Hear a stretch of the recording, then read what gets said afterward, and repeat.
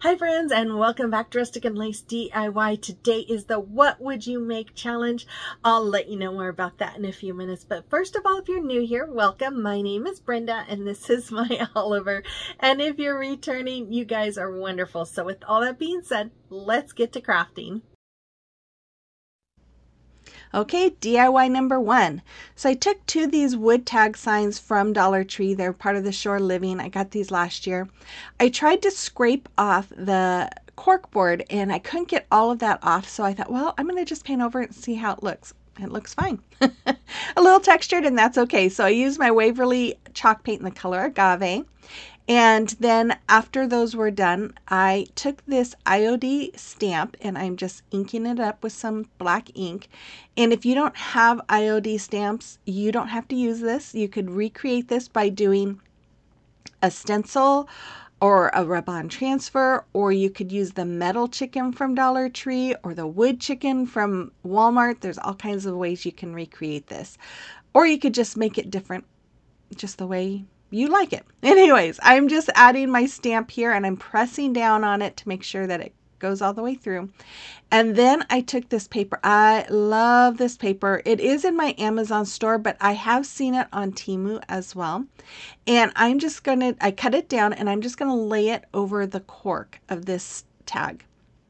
And once I have that all laid over the cork, I'm gonna trim that down, and then I'm gonna use my fingernails to go around the edges just so that it attaches to that cork, and then I have an outline of where to cut off that excess.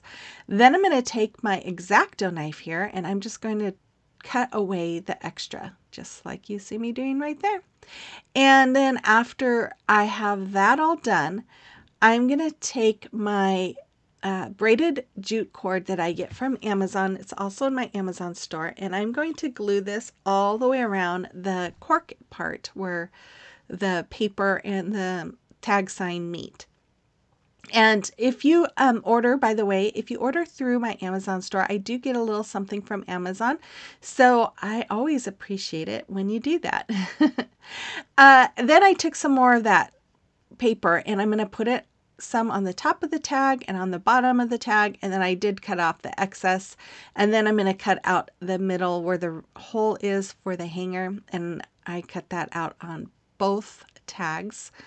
And then after that was done, I took my Waverly Antique Wax and my little chippy brush, and I'm going to go around and distress the edges. And as I was doing this, I'm like, wait, I know I'm going to put some twine around it and you're not going to see it. So I'm going to go a little heavier, which I loved. I'm glad I went heavier because I'm like, oh, wait, I really like this. So I just started going all around my picture here.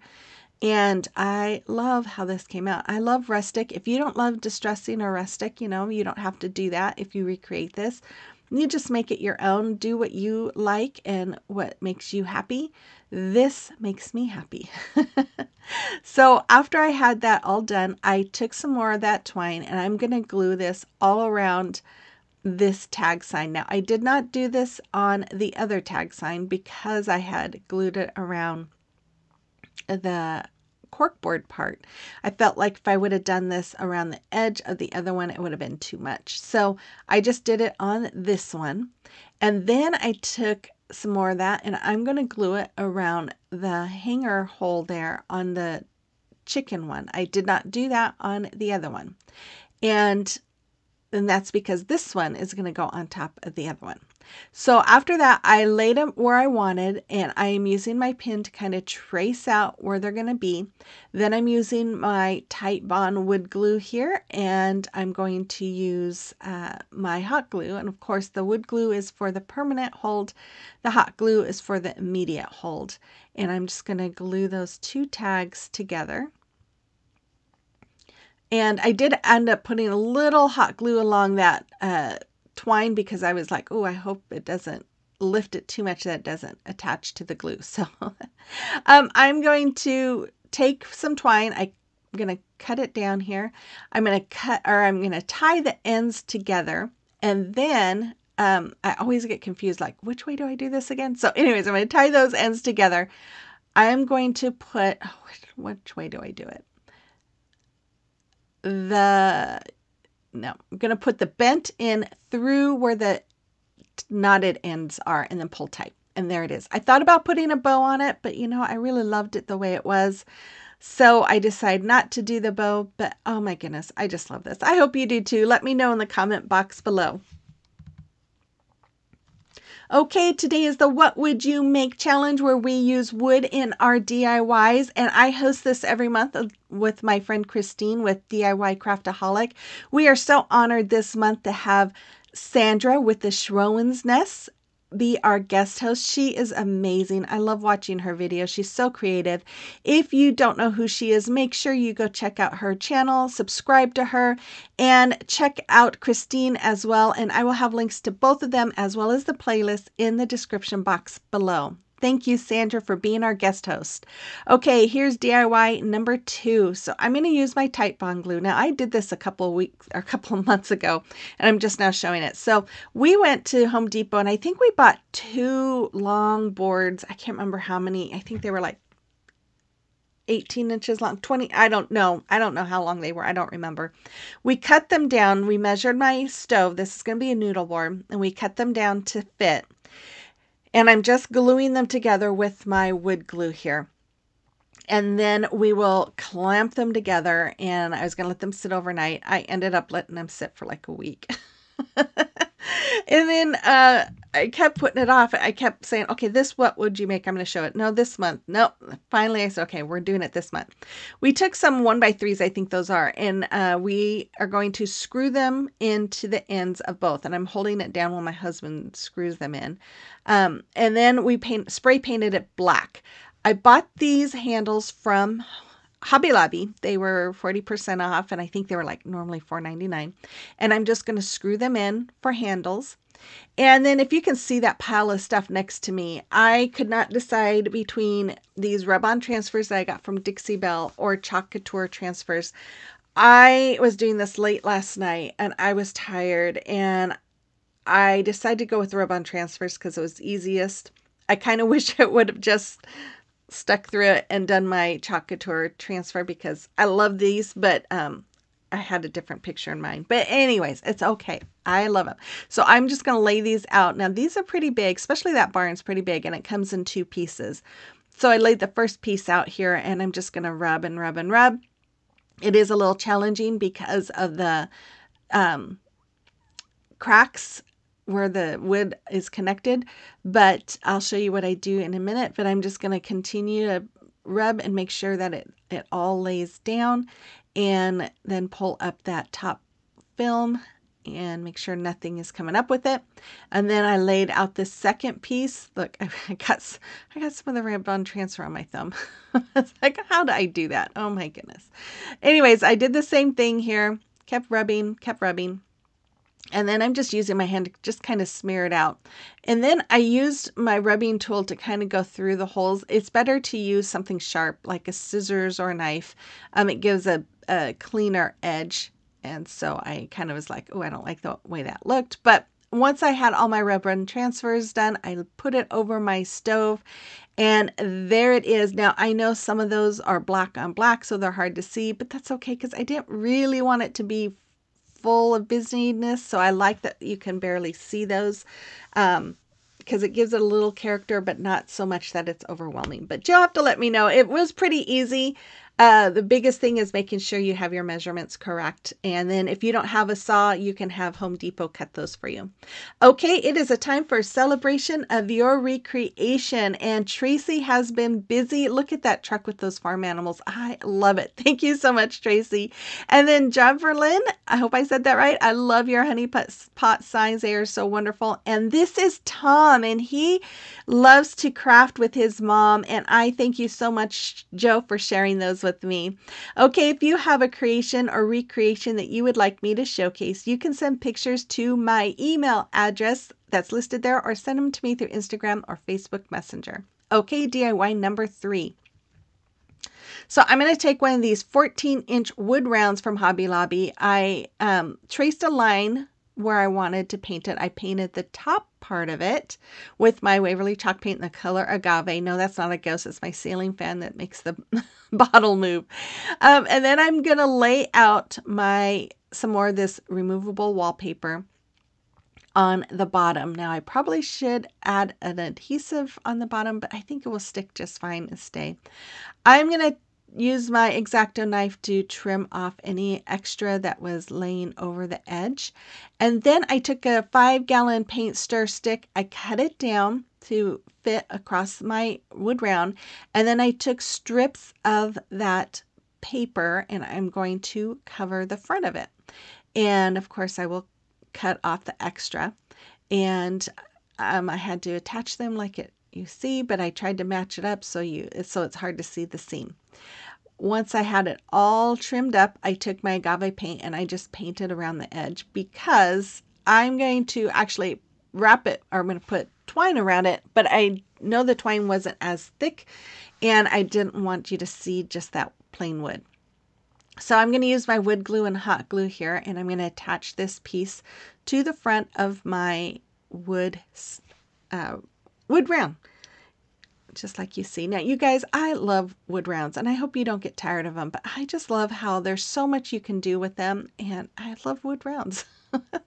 I'm going to take my twine here. I'm going to go around the paint stir stick, and I'm just going to go all the way around, top and bottom. Then I had these brads that I got from Hobby Lobby recently, and I'm just going to push them in. And yes, they're a little crooked. I should have used my square ruler thing to make sure that they stayed even. I don't know what I was thinking, but it's not too bad. So most of the time I could push them right in, and then I just use that little hammer thing to get them completely in. I don't know. Anyways, after that, I took these wood letters from Hobby Lobby. I had painted them with my Waverly chalk paint in the color ink, and now I'm just using my Tight Bond Quick and Thick multi-purpose glue and brushing them on. This time I was smarter and used my ruler to make sure that they are all straight. And then I'm just gluing them all on. I use this glue, you guys, does dry quickly. It really does. And it's like one of my favorite glues to use. So after I had them all on, I took some of this ribbon. This I got last fall from Walmart. This ribbon, I believe, comes from Michael's. And it's like the only ribbon I have that comes close to that agave color. And that was a fall ribbon.